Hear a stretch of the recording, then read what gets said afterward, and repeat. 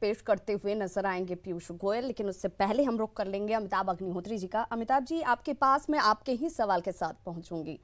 आपने बड़ी पते की बात कही कि आखिर कहां बदल गया किसानों का तकदीर, किस तरीके से ये तस्वीर बदली। कर्ज माफी तो तब से लेकर आज तक होती रही है और आगे भी होती रहेगी। ये सचमुच मास्टर स्ट्रोक पार्टियों का या सरकारों का रहा है, लेकिन क्या ये उस एंटीबायोटिक डोज की तरह है जो लेने के बाद फौरी तौर पर राहत तो दे देती है, लेकिन उसके बाद शरीर को खोखला कर देती है, उसके बाद दवाओं का असर नहीं होता?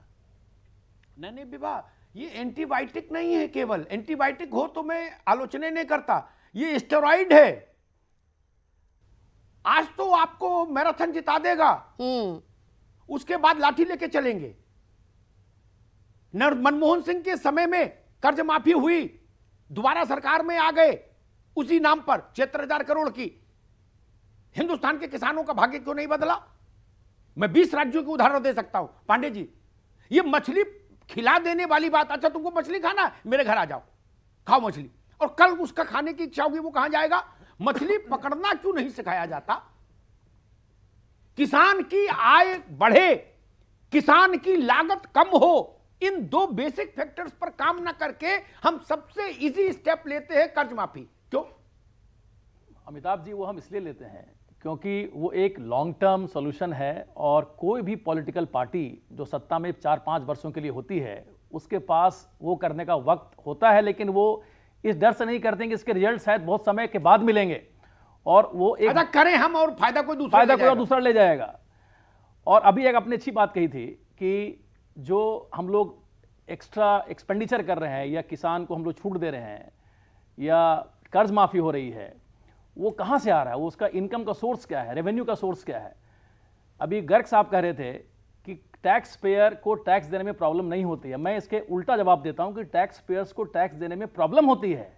और टैक्स एक ऐसा चीज है जहां पे कोई क्विड प्रो क्यों नहीं है, जहां पे ये नहीं कि हमने टैक्स दिया और इसका ये बेनिफिट मिलेगा, और इसका इवेंचुअल जो प्रॉब्लम है वो इनडायरेक्ट टैक्स पे होता है। भारत जैसे देश में इस तरह के जो लुभावने वादे हैं, इसको पूरा करने के लिए सबसे ज्यादा प्रभाव अप्रत्यक्ष कर पे पड़ता है, और अप्रत्यक्ष कर जो है वो जन सामान्य के लिए ही हानिकारक है। जी, बहुत अच्छी बात कही पांडे जी। मोहम्मद निजाम, जो बात जिस ओर इशारा पांडे जी कर रहे हैं मैं चेक सबसे सस्ता नहाने का साबुन लूं, नाम नहीं लूंगा कंपनी का, और सबसे सस्ता कपड़े धोने का साबुन लूं, इतना तो लूंगा।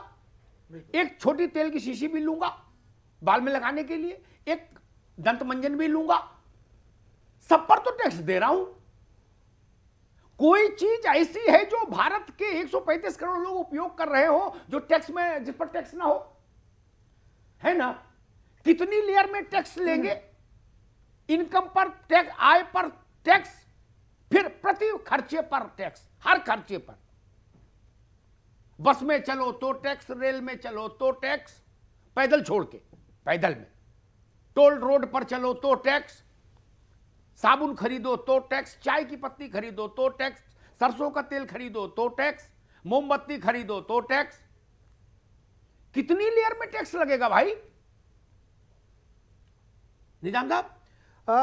अमिताभ जी, एक जो हमारे जहन में एक बात आती है एक सामाजिक कार्यकर्ता होने के नाते, मैं तो ये कहूँगा कि देश, अगर आप ये कहें कि सिर्फ 5% और 10% जो लोग टैक्स दे रहे हैं उससे चल रहा है, जी मैं इस बात को नहीं मानता। देश का प्रत्येक, निजाम साहब मैं आपको रोकना चाह रहा हूँ, दरअसल थोड़ा सा लोकसभा की तरफ भी हम रुख करेंगे, और अमिताभ जी हम आपके पास भी लगातार आते रहेंगे। कुछ और भी दरअसल तब्दीलियां हैं, उनको भी उन पर भी हमारी नजर बनी हुई है, बड़ी खबरों पर भी नजर लगातार बनी हुई है। संसद बिल्कुल 11 बज चुका है, बिल्कुल 11 बज चुका है, और किसी भी क्षण ये तस्वीरें देखिए, लोकसभा से सीधा प्रसारण अब से थोड़ी ही देर में शुरू हो जाएगा, क्योंकि 11 बज चुका है, जो तय वक्त है, जिसमें हालांकि अब तक तब्दीली नहीं हुई है। हालांकि अंतरिम बजट को लेकर लगातार ये कहा जाता रहा कि इस अंतरिम बजट में बहुत कुछ नहीं बदलता है, लेकिन परिपाटी बदल रही है ललित।